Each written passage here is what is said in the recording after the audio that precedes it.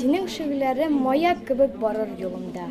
Синең иҗат, синең әсәр аша аңлыймын мин барын-барында. Это стихотворение Ерке Ахметянова так и назвала дяде Роберту. В творческом конкурсе имени Роберта Мигнуллина участвует не первый год. И, наконец, ей покорилась главная награда. Она обладатель гран-при. Мне мама сказала, давай напишем стих. И я такая говорю, ну давай. Потом мы начали писать. Многим нет и 18, но они уже авторы. У каждого свой проект и общая цель – изучение родного языка и творчества Роберта Мигнуллина.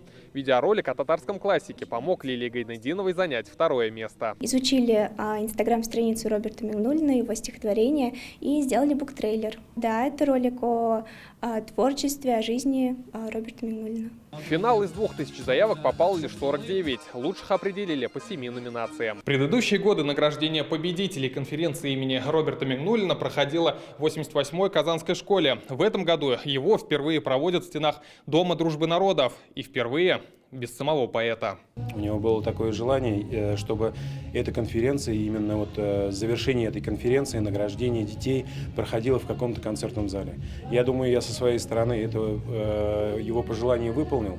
На его стихах выросли поколения татарстанцев, а произведения стали классикой народной литературы. Мы изучаем творчество Роберта Мигнуллина. Дети знают, дети подписаны на его страничку, знают стихотворения и с удовольствием принимают участие. Отец всегда учил нас любить свою родину, свой народ, свой язык.